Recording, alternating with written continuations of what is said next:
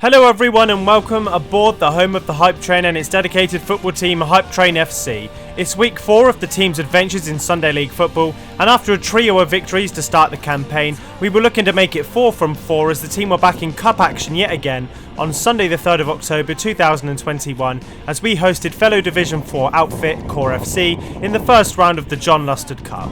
The John Lustard is a cup competition that features teams from Divisions 3 and 4 of the Reading and District Sunday League, with this game a follow-up from our team's 6-1 home win against Core 2 weeks prior in what was our first home match of the season. Kitted out in our gorgeous red Kitlocker power-up strip, we had Jack Grosh deputising in goal again for the injured Jake Holloway, and ahead of Grosh we had a back four that consisted of Stuart Stannard, Chris Marshall, George Holloway and Danny Basden.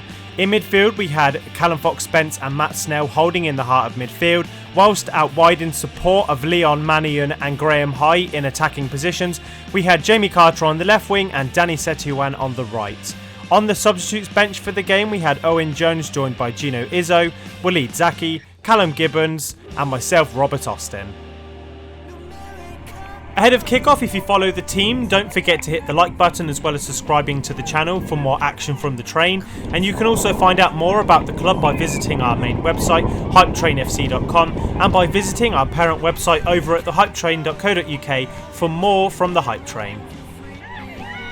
Our games against Core were goal-laden affairs, and let's kick off right at the start of the game around 3 minutes in, and it starts when Core have a quick free kick, though we win possession back of the ball. Stuart Stannard here collects the ball and butts in the ball with a nice right-footed effort. The goalkeeper comes a mile out of his goal. Jamie Carter spotted him off his line. He simply places it into the back of the net and the team have a good 1-0 lead to start the game. It's been a bad first 5 minutes for Core in the first half, and we compound all of their mistakes and we win the ball back high up the pitch again as we look to win it back for Stuart Stannard. Stuart takes one touch to set Leon free. With Leon running through, he's got two men chasing him, but he glides away. He gets onto his right foot, dinks it over the goalkeeper. The team applaud as we take a 2-0 lead really early on. A 2-0 lead last time out against Core proved dangerous, and today was no exception to the rule as we lose possession after Jack Grosh's goal kick. Core play some nice stuff around the back and eventually work it out to the right hand side. They're doing quite well to work the channels and they hold their man off here for a bit of strength, and they play in Noah Hodge, a former Hype Train player. It beats Jack and Noah's got an empty net to tap in, which means that Noah's the second former Hype Train player to score against the club. In our 6-1 win we had to wait until the second half to get our third goal, but we didn't have to wait here as a Stuart Stannard corner kick is floated into the box. Chris Marshall, the captain for the day, nods in from 6 yards out with his head, and it means that the club now have their 2-goal lead and we're looking to build.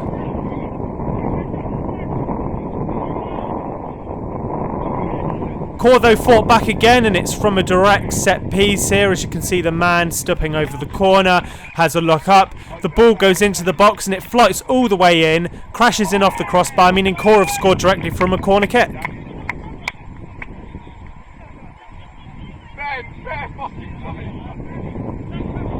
A very open first half had even more goals in it as Core here look to play in their men behind the lines, but Jack is at hand to collect the ball. He decides that he's going to go long with the ball flighted in towards Graham High, and it bobbles onto Leon. Leon's got acres of room to run into again, and he's got one core man, brushes him off, dinks it again over the keeper. A near carbon copy from the other side, meaning we've got a 4-2 lead heading into half time. The second half was much like the first. It was a very open affair with lots of chances for both teams, and as you see here, Core in yellow are trying to play it out from left to right, and they eventually pump the ball down the line. Stuart Stannard, who's already got 2 assists to his names, wins the ball. Gino Izzo plays in a delightful little ball to Stuart, who's got acres of time to run into. He picks out Leon, who takes a first time shot. It goes in at the near post, meaning Leon's completed his hat-trick and the team have a good commanding 5-2 lead. And again, Core weren't without their efforts here, and they pegged another goal back, and it all starts with a throw-in. They're able to work it into the middle of the park, and eventually the ball finds Noah Hodge here, who takes one speculative shot and scores a delightful effort over myself robbing goal on at half-time for Jack to put the score at 5-3. The team have worked the left channel really well, with Stuart Stannard picking out another delightful ball, this time for Callum Fox-Spence. The number 7 wriggles away from his man, looks up and cuts in a ball for Owen Jones, the 6-yard merchant, to score another goal for the club, meaning the club have a 6-3 lead, and it's a commanding lead that Cord probably shouldn't come back from.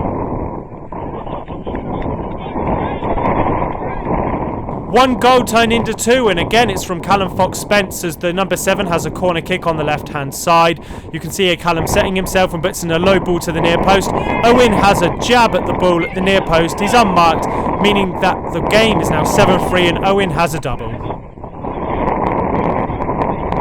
Late on in the game, and it's a fairy tale moment for the number 8 as we're able to work the ball through the midfield well here. Waleed Zaki butts in a cross that isn't met by Owen.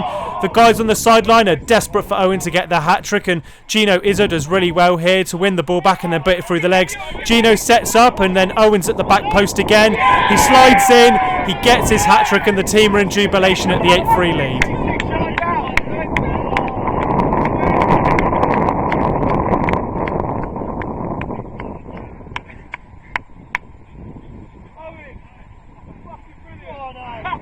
With the full-time whistle blown and 11 goals shared between the clubs in another high-scoring affair, for the second time in 3 weeks the club have registered big wins against Core FC, putting 14 goals past our guests in that time. Their defenders must have been sick of the sight of the team, as goals from Jamie Carter and Chris Marshall were joined by hat-tricks by Leon Mannion and a first treble for Owen Jones, who has been our king of the 6-yard box this season.